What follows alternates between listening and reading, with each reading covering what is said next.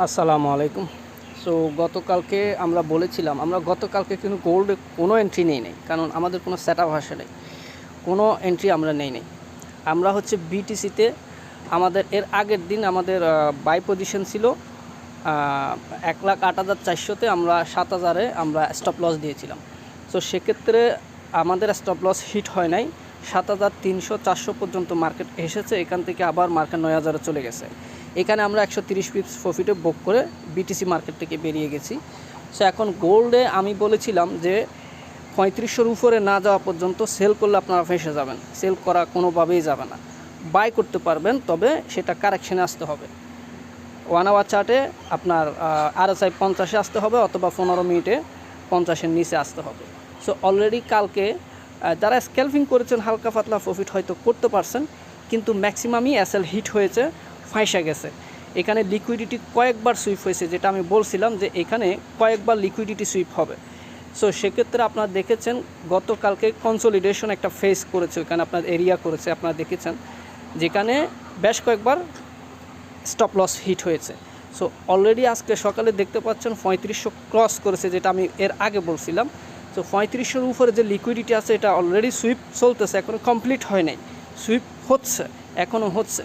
So already আমরা এর মধ্যে অ্যাগ্রেসিভ সেল নিয়েছি, কারণ 15 মিনিট চার্টে কমপ্লিট লিকুইডিটি সুইপ হয়েছে, বাট ডেলি চার্টে কমপ্লিট লিকুইডিটি সুইপ হয় নাই। সেক্ষেত্রে মার্কেট কিন্তু এখন যেটা আমরা সেল করছি সেটা আসলে হিট হতে পারে। আমরা একটু ঝুঁকি নিয়েছি, আমরা 3500-তে সেল করেছি এবং স্টপ লস দিয়েছি 3512।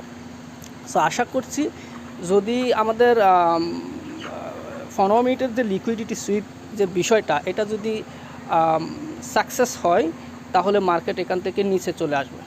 আর যদি ডেলি চার্ট অনুসারে মার্কেট লিকুইডিটি সুইপ করার যে ইন্টেনশন থাকে, তাহলে মার্কেট আমাদের স্টপ লস হিট করে আরও উপরে যাওয়ার সম্ভাবনা আছে।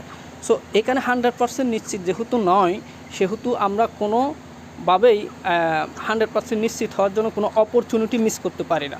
আমাদের সম্ভাবনার উপরে আমাদের সিস্টেমে ট্রেড যখন আসে, সেট আপ যখন আসে, আমরা সেই সিস্টেমে সম্ভাবনার উপর ভিত্তি করে কিন্তু আমরা ট্রেড প্ল্যান করি এবং ট্রেড নিয়ে থাকি। সেক্ষেত্রে আমরা সেল পজিশন আসি, বর্তমানে সেল নিয়েছি আমরা 3500 থেকে, এবং আমাদের স্টপ লস হচ্ছে 3512।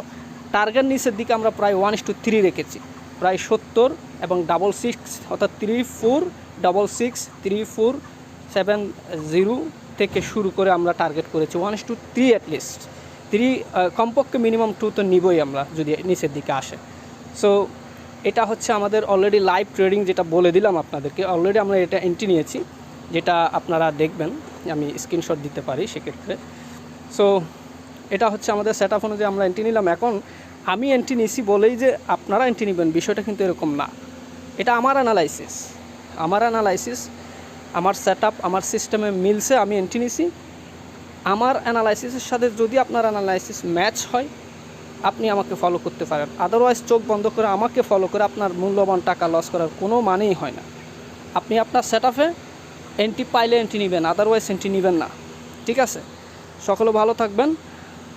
ভিডিওটি ভালো লাগলে লাইক করবেন এবং কমেন্টে আপনার মতামত জানাবেন, কোন ধরনের বিষয় সম্পর্কে আপনি জানতে চান। এবং আপনারা যদি আমার প্রাইভেট চ্যানেলের সিগন্যালগুলো লাইভ পেতে চান, তাহলে অবশ্যই ভিডিও ডিসক্রিপশন বক্সের দেওয়া টার্মস অ্যান্ড কন্ডিশন পূরণ করেই আমার সাথে ইনবক্সে যোগাযোগ করবেন। ধন্যবাদ। আসসালামু আলাইকুম।